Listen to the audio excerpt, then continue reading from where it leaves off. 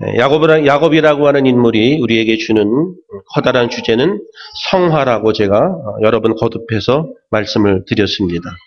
야곱이라는 인물이 우리에게 주는 큰 교훈은 성화인데 그의 인생을 쭉 걸쳐보면 그의 인생 가운데 가장 큰 걸림돌이 되는 것이 관계의 문제인 것을 우리가 알 수가 있습니다.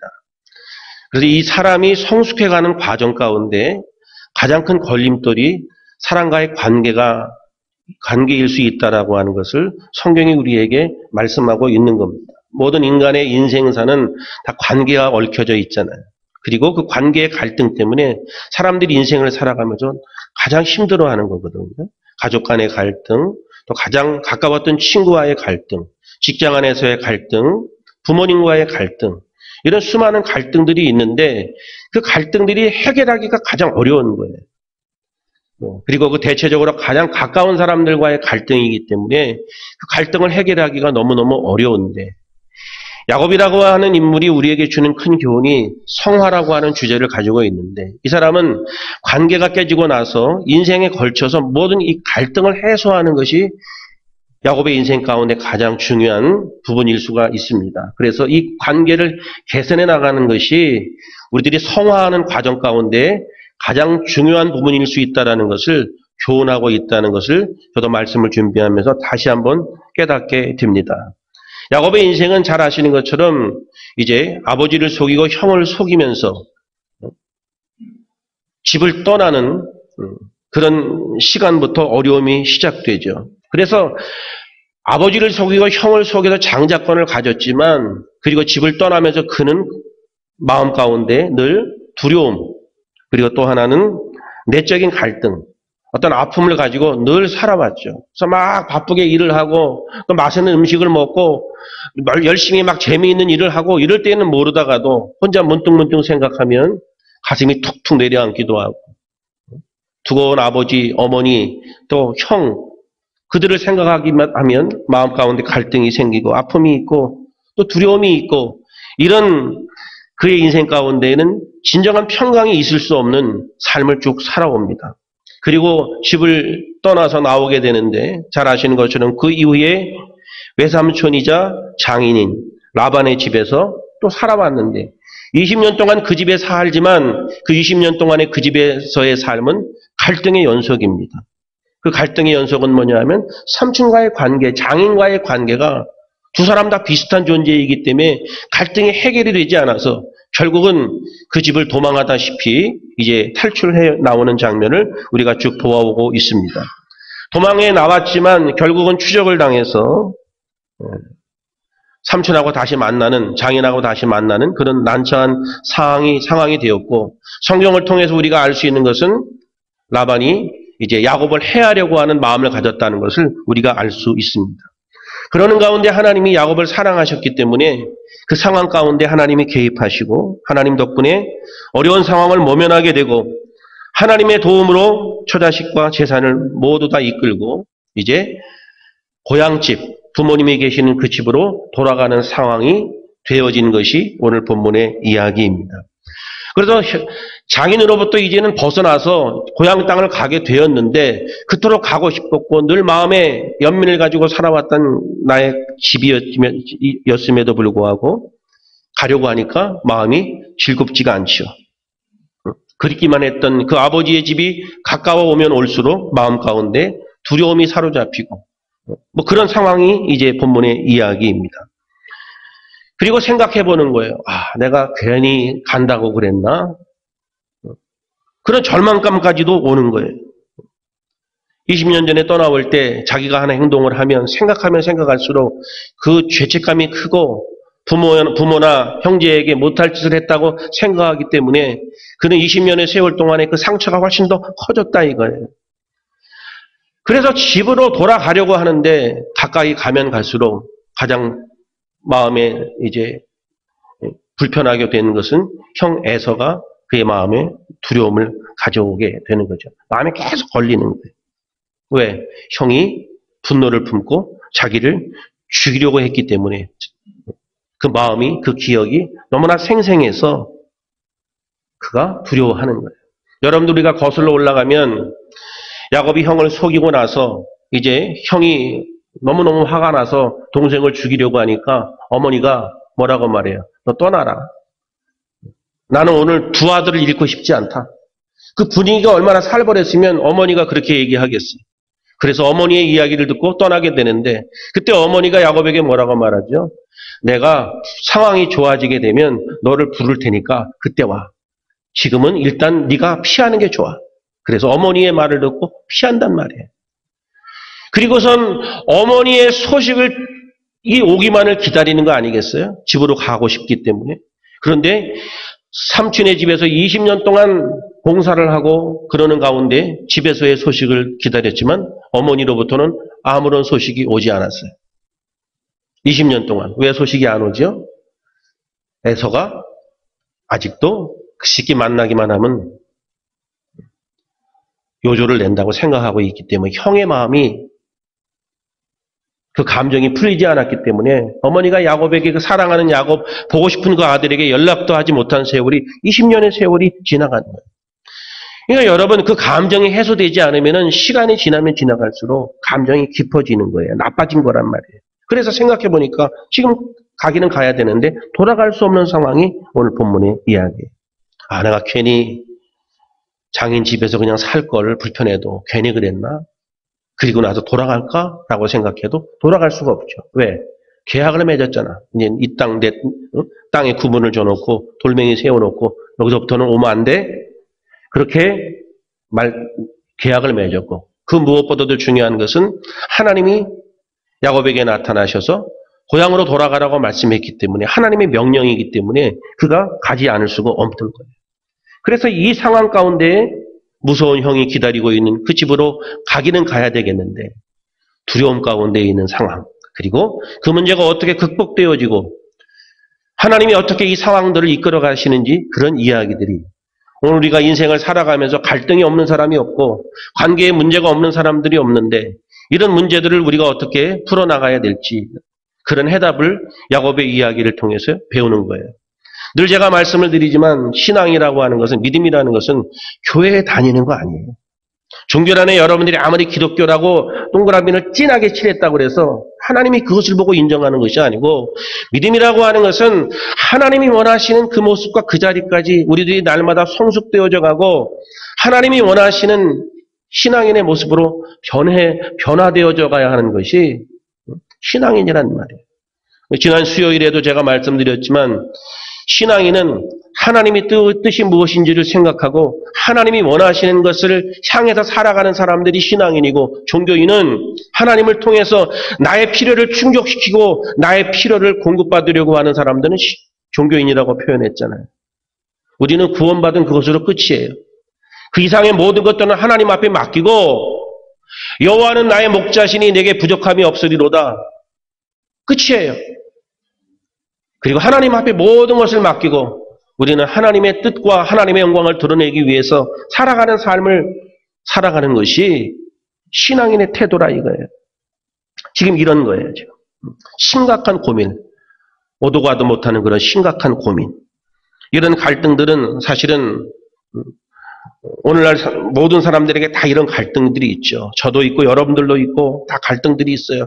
가족 간의 갈등도 있고 형제들 사이에도 있고 직장 안에서도 갈등이 있고 겉으로는 다 편안해 보여도 속에는 갈등이 있고 징어가 들끓고 겉으로는 평안해 보이지만 잘 안 됐다는 소식이 들렸을 때 너무 행복하고 그날은 입맛도 막 좋고 그냥 저절로 막 웃음이 나오고 이게 우리들이 살아가는 삶의 모습들일 수 있다 이거예요. 그런데 여러분 대체적으로 관계의 문제는 가까운 사람들하고 있잖아요. 모르는 사람들과의 관계는 재수없게 이러면 끝나는 건데 그렇죠? 여러분들이 길을 가다가 운전을 하는데 누가 한번 끼어들기 위해서 열받으면 욕하면 끝나잖아요. 그거를 뭐 1년 전에도 1년 있다가도 그 사람이 생각나고 그런 건 아니잖아. 그러나 사랑하는 가족들이라든지 여러분들이 사랑했던 그 관계들은 한번 상처를 받고 관계에 문제가 갔을 때에는 지울 수가 없다. 특히 가족은 뭐예요? 그렇다고 헤어질 수 있는 것도 아니고 20년이 지났는데도 그 관계 때문에 야곱이 그 집으로 돌아가야 되잖아요. 사랑하는 가족임에도 불구하고 가족끼리 사랑해야 되는 것은 너무나 당연한 이야기인데 가족끼리 사랑하지 못하고 속으로는 막 죽이고 싶고 뭐 이런 사람들도 있는 거 아세요? 예전에 제가 얘기했던 기억이 있으신 분들 있으신지 모르겠네요. 어떤 분이 아내하고 사이가 별로 안 좋은데 밤에 늦게 들어와서 자고 한참 자고 있는데 느낌이 이상하더래. 기분이 자다가 눈을 떠봤더니 와이프가 아내가 시꺼먼 미신가위로 자기 바지를 남편의 바지를 색종이 썰듯이 싹싹 썰어도 소복히 싸놓고 있는 거야. 그러면 그 집에서 잠자고 싶겠어요? 나 아직도 살고 있대. 창피한 이야기지만 어느 목사님 집 얘기해. 사모님이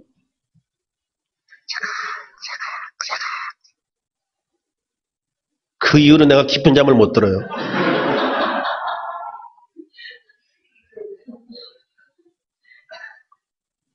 실제적으로 사랑하는 가족인데도 복수하고 싶고 막 미워서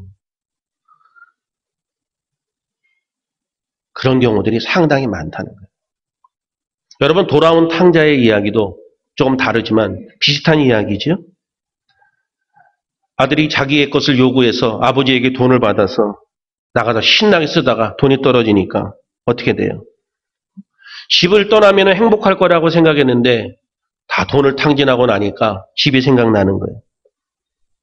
왜? 불행이 시작됐잖아. 막 돼지밥을 먹고 살잖아요. 아버지 집으로 돌아가고 싶은데 아버지가 용서해 줄까? 이런 생각에 두려움이 있잖아요. 생각에 거듭하다가 어떻게 돼요? 아, 나를 품꾼이라고라도 받아주겠지. 이 탕자의 경우는 야곱보다는 상당히 약한 경우예요. 속이고 나온 것은 아니니까. 그렇죠? 자기의 욕심 따라 자기가 자기 것을 챙겨갖고 나온 거잖아요. 그런데 집으로 돌아가는데도 두려움이 있어서 품꾼이라도 나를 받아주겠지. 또 그런 거예요. 그의 마음도 그렇게 복잡했는데 야곱의 마음은 훨씬 더 복잡한 거예요. 갈등이 너무너무 많은 거예요. 그런데 이 갈등을 해결하지 않으면 절대로 행복한 거 아니거든요. 성경이 이야기하고 싶은 거는 그런 거예요. 이 갈등이 해결되지 않으면 절대로 야곱의 인생은 행복한 게 아니거든. 그리고 더 나아가서 하나님을 믿는 신앙인들이 이런 문제가 해결되지 않는다는 것은 신앙에 문제가 있다는 것을 성경이 이야기하는 거예요. 여러분 인간관계의 갈등이 회복되지 않으면 돈 별로 필요도 없고요. 명예 별로 필요 없는 거예요. 그 인간관계 갈등이라는 것이 그런 거거든요.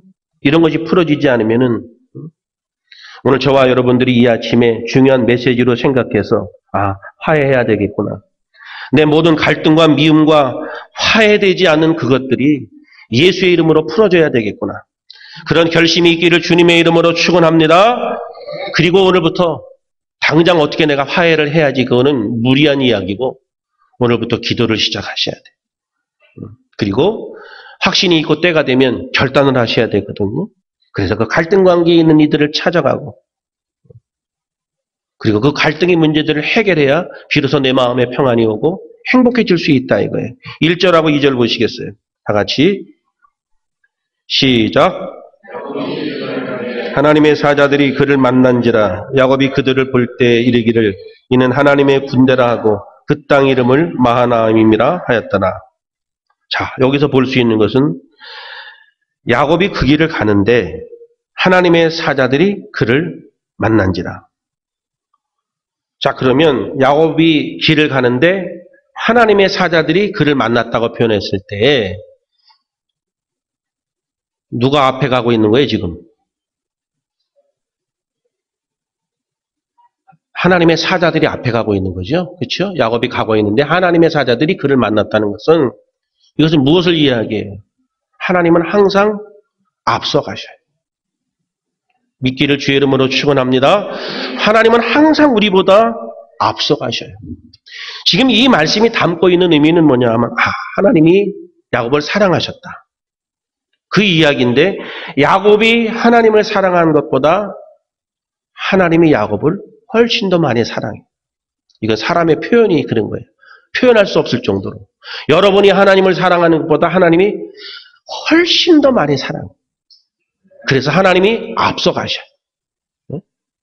그 하나님의 장면을 보여주는 거예요. 자, 야곱의 인생은 뭐예요? 그의 인생이 사랑받을 만하고 인정받을 만하고 존경받을 만한 인생 자체가 아니고 말 그대로 사기꾼이고 생각만 하면 어떻게 하면 속여서 이익을 볼까를 생각하는 전형적인 인간의 모습인데 그럼에도 불구하고 하나님이 그를 선택하셨기 때문에 그보다 앞서가심으로 그의 길을 인도하고 계신다. 하나님은 사랑하실 때 무조건 사랑하신다. 근데 인간은 항상 자기 기준으로 생각하기 때문에 내가 좀 행동이 구리거나 좀 그러면 하나님이 날 덜 사랑하는 것처럼 생각하고 그런 생각을 갖잖아요. 하나님은 그렇지 않아요. 무조건 사랑하셔요. 일방적으로 주권적으로 사랑하셔요. 우리가 어떤 인생을 살아가든지 하나님은 앞서가심으로 우리의 인생을 인도하셔요. 그리고 그 사실을 깨달을 때 이 사람이 변화되고 소화되어져 가기 때문에 하나님은 항상 앞서가셔요. 자, 에서를 만날 야곱이 두려움 가운데 있는데 그 두려움을 너무나 잘 아시는 하나님은 천사를 보내서 그와 동행하고 하게 하시는 장면이 본문에 등장하잖아요. 얼마나 복을 받은 사람이에요. 저와 여러분도 복을 받은 사람이라는 사실을 꼭 기억하실 수 있기를 주님의 이름으로 축원합니다. 하나님이 마음에 우리가 차지 않아도 하나님 우리를 사랑하셔요. 그분의 조건 없는 사랑, 그 사랑 앞에 감사해야 돼요. 자, 천사들이 야곱의 약속, 그 하나님의 약속대로 고향에 야곱이 갈 때까지 하나님이 야곱과 동행하셔요. 그리고 그것은 동행하시는 이유는 뭐예요? 결국 야곱이 형에게로 가서 에서와 화해하기를 원하는 거예요. 그래서 오늘 본문의 얘기는 화해하기를 원하시는데 그 화해가 이루어지는 과정들이 어떻게 이루어지는가? 그것을 우리에게 설명하는데 그 과정을 이제 말씀하면 가장 첫 번째는 뭐냐면 화해와 용서의 첫 번째 단계는 기도예요. 기도. 생각하면 사람이 움직이지만 기도하면 하나님이 움직여요. 그래서 여러분이 어떤 문제를 놓고 생각하면 생각할수록 내가 어떻게 할까를 늘 생각하는 거예요. 그런데 그 문제를 놓고 기도하면 하나님이 움직이기 시작해요. 특별히 인간관계는 그래요. 내가 어떻게 하면 되겠지? 여러분들이 아무리 생각하고 행동해도 인간관계가 해결되지 않고 인간적인 방법을 가지고 시작하게 되면 더 그 문제가 어려워지는 거예요. 인간의 문제이기 때문에 인간이 해결해야 된다? 절대로 그 문제가 해결되지 않거든요. 그래서 인간관계의 문제는 하나님이 풀어주실 수 있다는 것을 이야기하는 거예요, 지금. 그래서 하나님이 야곱이 그 문제를 스스로 해결할 수 없기 때문에 천사를 동원해서 그 문제를 해결하려고 돕는 장면이 성경에 등장하는 거예요. 오늘 우리가 어떤 관계에 문제가 있거든 기도부터 시작해야 돼요. 내가 어떻게 해야 되겠다 행동하기 시작하면 그 문제 해결이 안 되고 더 악화되기 때문에 그 문제를 놓고 기도하기 시작하셔야 돼요. 3절에서부터 5절 시작. 야곱이 세일 땅에 에돔들에 있는 형 에서에게로 자기보다 앞서 사자들을 보내며 그들에게 명령하여 이르되 너희는 내 주 에서에게 이같이 말하라. 주의 종 야곱이 이같이 말하기를 내가 라반과 함께 거류하며 지금까지 머물러 있었사오며 내가 소와 나귀와 양떼와 노비가 있으므로 사람을 보내어 내 주께 알리고 내 주께 은혜 받기를 원하나이다 하라 하였더니 자, 기도보다 앞서는 것이 있으면 절대로 안 된다. 인간의 생각과 의지가 기도보다 앞서면 일이 깨진다. 근데 야곱은 어떻게 하나님의 명령이었음에도 불구하고 이 문제를 놓고 기도를 시작하는 것이 아니고 생각하는 거예요. 이 문제를 어떻게 해결할까. 그래서 자기의 생각대로 메신저를 먼저 사람을 먼저 보내는 장면이 등장하지 않습니까? 또 어떤 문제를 놓고 기도하면 좋다. 그리고 기도를 충분히 하면 할수록 좋다. 왜? 우리가 기도하는 그 기도를 통해서 하나님이 감동하시고 하나님이 움직이기 때문이다. 어떤 문제든지 진실로 기도하고 우리의 마음을 하나님께 알리는 것이 중요하다. 그것이 기도인데 기도로 이 문제를 해결하지 않는데 결국은 뭐야? 기도부터 했어야 된다. 그리고 나서 어떤 때가 되었을 때 상황이 되었을 때 직접 화해를 요청해야 하는 것이 그 다음 사람들이 해야 될 일인데 야곱이 그 순서를 지키지 못하고 있는 것은 순서가 그렇다는 것을 우리에게 말씀하시는 거예요. 대부분의 많은 사람들이 어떤 화해가 되어지지 않는 그 문제 중에 가장 큰 문제가 뭡니까? 우리가 그 문제를 놓고 깊이 묵상하는 거예요. 자꾸 생각하는 거예요. 그러다 보니까 결론이 뭐예요? 네가 먼저 나에게 화해 요청을 해야, 네가 먼저 그 문제를 놓고 나에게 말을 해야 내가 말을 할 수 있어. 다 그거예요. 네가 먼저 나에게 그 이야기를 해야 다, 네가 먼저 나에게 화해를 청하지 않기 때문에 내가 화해할 수 없다는 것이 모든 게 그거예요. 그럼 이건 뭐예요, 결국? 자존심이잖아요. 자존심. 우리 에슬라무 교회 성도들을 쫙 보시면 앞에 마이크 잡고 있는 사람부터 비롯해서 우리 교회 성도들은 특별히 자존심으로 충만하신 분들이 엄청 많으신데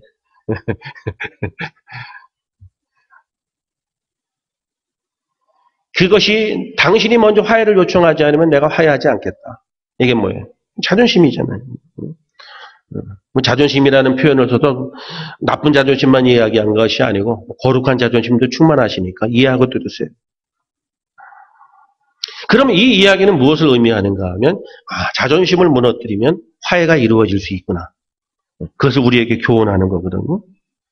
아브라함과 조카 롯이 갈등이 벌어졌는데 아브라함이 먼저 찾아가서 화해하잖아요. 김종리 집사님하고 김민정 집사님하고 언제 부부싸움 했는지 모르는데 그냥 조금 삐진 거 말고 좀 심각하게 싸웠을 때 내가 뭐 답은 알고 있지만 누가 먼저 화해를 요청합니까? 왜 웃어? 누가 먼저 화해를 요청해? 다 여기 있는 분 두 사람 아는 사람들은 다 정답을 알고 있다니까. 김정리 집사님이 분명히 화해를 먼저 요청하거든요. 그래서 김정리 집사님이 더 훌륭한 거야. 근데 그거를 자존심 때문에 이겨보겠다고 끝까지 수평선을 걸으면 끝이 안다는 거지. 그쵸? 먼저 화해를 청하는 거예요.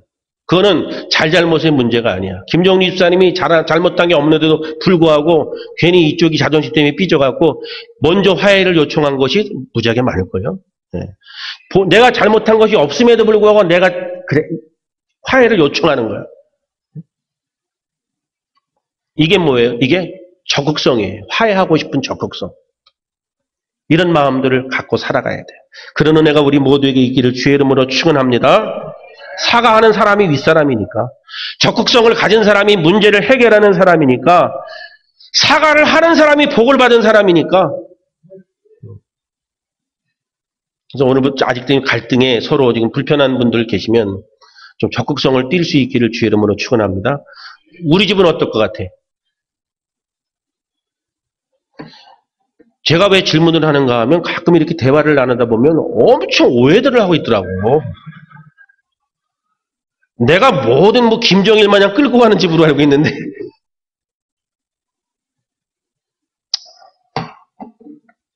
자, 야곱은 에서와의 문제에 있어서 어떻게 해요? 자기 나름대로 최선의 방법은 아니지만 일단 하는 게 뭐예요? 화해의 메시지를 자기가 행동하는 장면이 등장해요. 사람을 내세워서 화해의 메시지를 전하죠.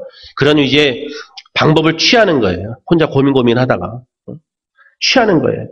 그리고 뭐라고 표현하는가 하면 내 주, 에서에게 내 주라는 표현을 쓰면서 깍듯한 예우를 해. 최대한의 예우를 갖추는 장면이에요. 이건 뭐예요? 화해하고 싶다는 의지가 강한 거예요. 대부분이 인간관계의 갈등이 어디서 와요? 자존심과 비슷한 건데 교만해서 오잖아요. 여러분 늘 주변에서 자꾸 얘기만 하면 자기 잘난 척하고 돈 있는 거 자랑하고 자기 애기 공부 잘하는 거 자랑하고 그런 사람하고 가면은 너무너무 행복해요. 그 사람하고 있으면 일종의 교만이거든요. 그런 사람들하고 있으면은 불편하잖아요. 그런데 저 사람은 가진 것도 있고 다 그렇게 있음에도 불구하고 다른 사람을 존중하고 겸손한 마음을 늘 갖고 있으면은 지위고하를 막론하고 그 사람을 다 좋아하는 거거든요.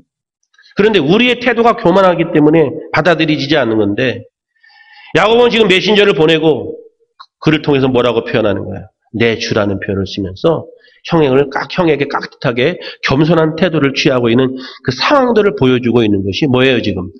화해하는 과정들을 성경이 설명하는 거예요. 겸손하게 말하는 것부터 화해가 시작된다 이거예요.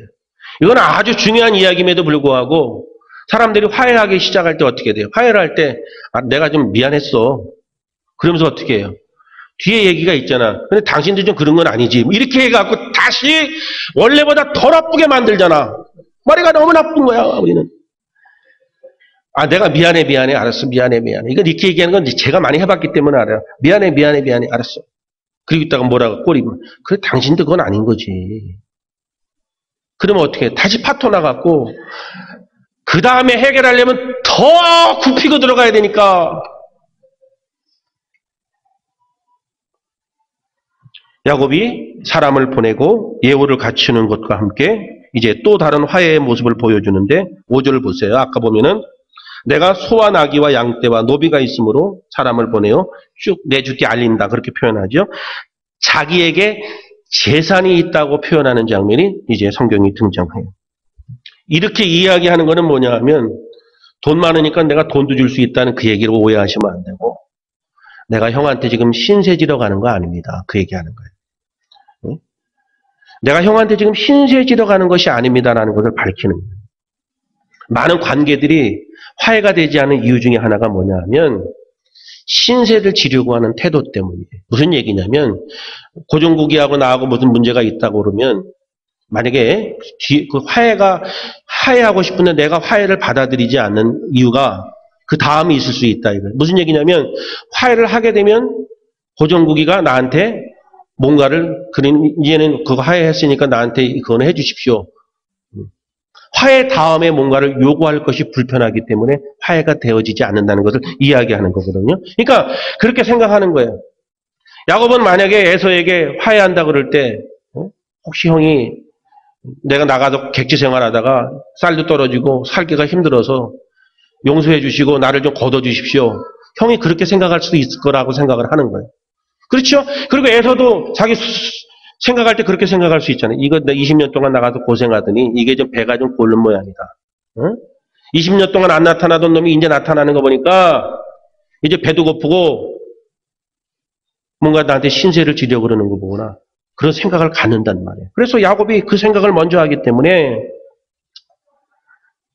야곱은 나는 재산이 많기 때문에 형에게 신세를 지려고 가는 것이 아닙니다. 순수하게 화해하고 싶습니다. 그것을 지금 보여주는 거예요. 그래서 화해하실 때에는 화해가 이루어지고 나서 현실적인 요구를 하시면 안 돼요. 화해는 화해 그대로 순수해야 된다. 이거예요. 그런데 모든 관계들은 관계가 깨진 이유들이 뭔가 다 문제들이 걸려 있잖아요. 그래서 그렇게 화해하고 나서는 그 문제를 해결해 주기를 원하는 것, 그 이유가 있기 때문에 화해가 잘 안 되는 거거든요. 그렇게 하면 화해가 되지 않나. 6절 시작.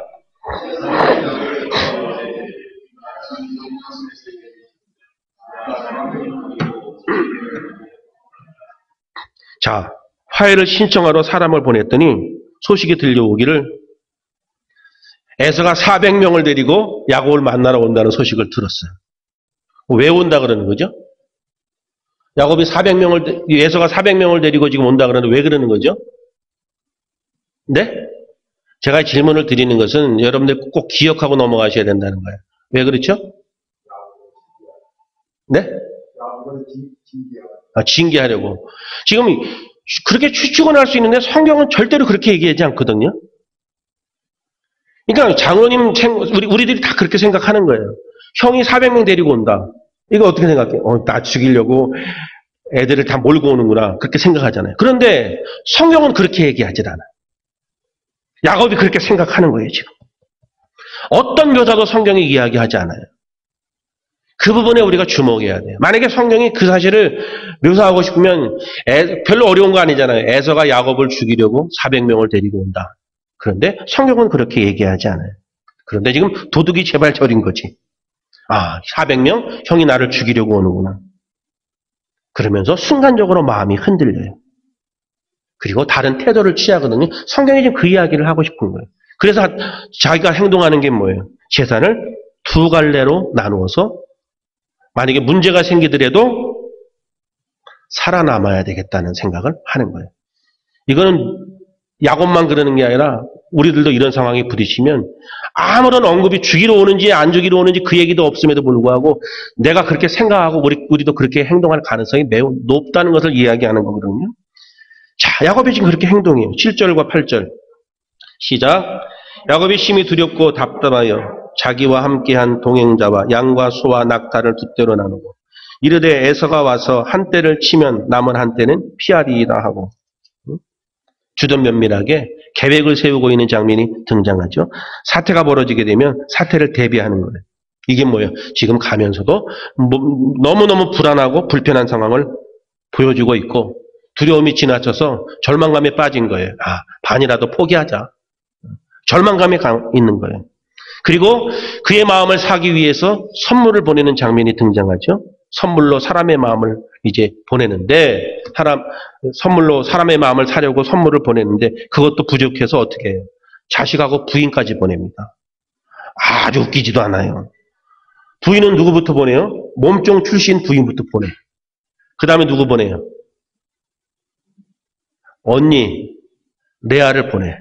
근데 더 기가 막힌 거는 누구도 보내요? 라헬도 보내.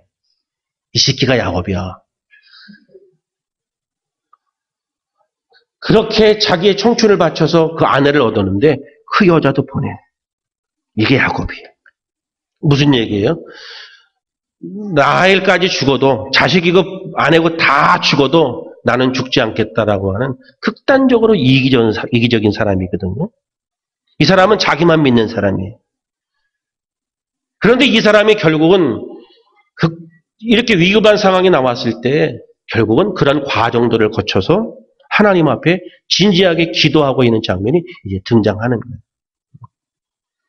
하나님이 여전히 이런 사람임에도 불구하고 이 사람을 사랑하시고 당신이 선택하셨기 때문에 결국 이 사람을 이스라엘로 만드시는데 이런 과정들을 통해서 결국 하나님 앞에 기도하게 만드시는 것이 선택하신 하나님의 사랑이거든요.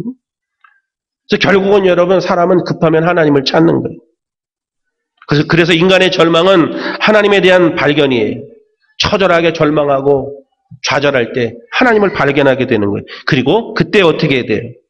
인간적인 방법과 인간적인 모든 것이 다 소용없이 느껴질 때 하나님을 찾고 하나님을 매달리게 되는 거예요. 9절 보십시오. 시작. 야곱이 또 이르되 내 아버지 이삭의 하나님 여호와여 주께서 전에 내게 명하시기를 내 고향 내 족속에게로 돌아가라. 내가 내게 은혜를 베풀리라 하셨나이다. 자, 야곱이 기도하는데 정말 순수하게 기도하는 장면이 등장하죠. 야곱의 인생 가운데 이런 장면이 없단 말이에요. 하나님 앞에 순수하게 믿음으로 기도하는 장면이 없단 말이에요. 그러면서 기도하면서 뭐라 그래요? 할아버지까지 들먹이면서 지금 기도하는 거 아닙니까? 조상 이야기 쭉 하면서 조부의 하나님을 찾을 만큼 지금 다급한 상황이 있는데 이게 뭐예요? 야곱의 진실이에요. 그리고 하나님은 야곱이 그렇게 당신에게 기도하기를 원했던 것이 하나님의 뜻이에요. 그동안 그는 하나님을 믿는다고 말했지만 하나님에 대한 믿음이 대단치 않고 어떤 상황과 문제가 있을 때마다 하나님 앞에 기도하지 않고 자기의 방법대로 그 문제를 해결했던 사람이 야곱이라는 사람이에요.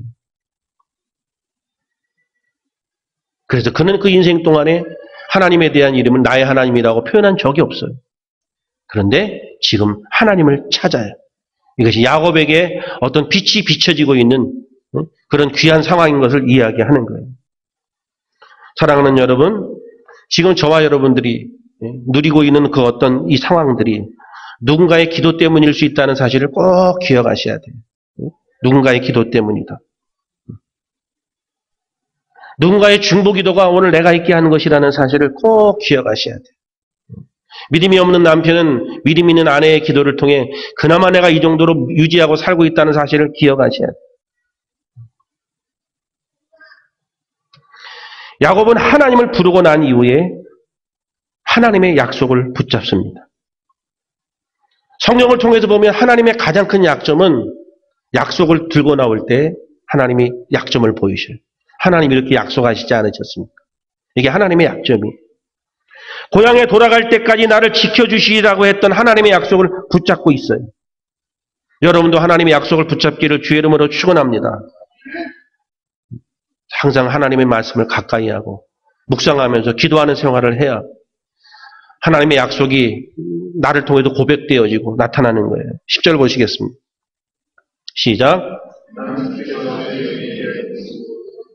모든 진실하심을 조금도 감당할 수 없사오나 내가 내 지팡이만 가지고 이 요단을 건넜더니 지금은 두 때를 뭐라 그래요? 이제는 하나님과 기도하면서 드디어 야곱이 자신의 무능함을 고백하는 거예요. 사람은 하나님을 만나게 되면 이런 변화들이 일어나요. 자신의 무능력을 고백해요. 지금은 다 하나님이 나에게 이 종에게 베푸신 은총이라고 표현하는 장면이 나오죠. 그래서 제가 지금은 두 때나 이루었다고 이렇게 내가 부유하게 되었다는 것을 이야기합니다. 그리고는 뭐예요? 그러면서 하나님 앞에 손을 내미는 거 아닙니까? 지금 이 상황도 하나님이 도와주셔야 됩니다. 나는 무익하고 감당할 수 없습니다. 이 상황들을 하나님이 나를 도와주시지 않으면 나는 아무것도 할 수 없습니다. 이 고백을 하고 있는 장면이에요. 그리고 나서 하나님이 베풀어 주신 복을 기억하죠. 여러분들도 이 은혜를 받기를 주의 이름으로 축원합니다. 야곱이 네 가지를 붙잡는데 가장 먼저는 하나님을 불러요. 그리고 하나님의 약속을 붙잡아요. 그리고 나서는 뭐예요? 자신의 무능함을 고백하는 장면이 나와요. 그리고 지금까지 나에게 베푸셨던 하나님의 은혜를 기억해. 이것이 사람이 하나님을 경험하고 다시금 은혜를 회복하고 믿음 안에 서게 되는 과정들을 설명하는 거예요. 11절 시작. 내 형의 손에서 에서의 손에서 나를 건져내시옵소서. 내가 그를 두려워하면 그가 와서 내가 내 처자들을 칠까 겁이 나기 때문이다. 이게 뭐예요? 자기의 문제를 이제 솔직하게 얘기하는 거예요. 솔직하게 지금 형이 나를 죽이고 처자식을 빼앗아가면 어떻게 합니까? 내가 두려워하고 있는 현실을 그대로 얘기해요. 12절 시작. 주께서 말씀하시길 내가 반드시 내게 은혜를 베풀어 내 씨로 바다에 셀 수 없는 모래와 같이 많게 하리라 하셨나이다. 기도가 끝나자마자 하나님이 바로 말씀하셔요. 우리는 그렇게 기도를 해도 하나님이 왜 이렇게 바로 말씀하시지 않을까요? 우리의 기도에 속셈이 있기 때문이에요. 순수하지 않기 때문에. 뭔가 복선이 깔려 있기 때문에. 말은 다 그런 것 같고 내가 그렇게 기도하는 것 같지만 내 깊은 곳을 아시는 하나님은 실질적으로 그것이 이루어지면 내가 어떻게 행동할 것인지를 너무나 잘 알기 때문에 바로 응답하시잖아요. 그런데 야곱은 뭐예요? 지금 그의 인생 가운데 가장 진실되게 하나님과 대면하는 장면이 나오고 그렇게 기도하자마자 하나님이 말씀하셔. 니네 형 두려워하지 마라. 내가 너에게 큰 은혜를 베풀어 주겠다. 다시금 약속해 주시고 다시금 축복해 주시는 장면이 나와요. 기도하면 응답하시는 하나님. 그 하나님을 찬양할 수 있기를 주의 이름으로 축원합니다. 오늘 우리가 살아가는 삶이 만만치 않습니다.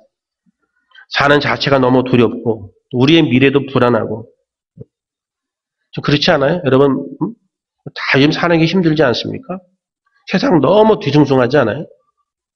페이스북에 누가 올렸던데 미국에서 우리 서울의 원자폭탄이 투하됐을 때 그 시뮬레이션을 찍어놓은 거를 올렸더라고요. 시뮬레이션인데도 불구하고 보니까 심각하더만. 남양주는 그래도 비교적 괜찮더라고 이쪽은. 저쪽 서울의 용산 그쪽에다가 떨어뜨렸다 했더니 샥 모든 게 금세 없어지는데 남산 다 그냥 먼지처럼 날아가고 샥 날아지는데 이게 어디 쪽으로 가냐면 성남 쪽으로 이렇게 쫙 훑더라고요. 이쪽으로 안 훑고 그쪽으로 훑더라고.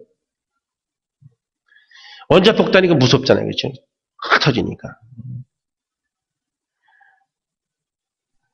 사실은 우리가 지금 우리들이 현실을 살아가는데 사람들이 지금 태평하게 살아가는데 사실은 세상 심각하거든요. 여러분.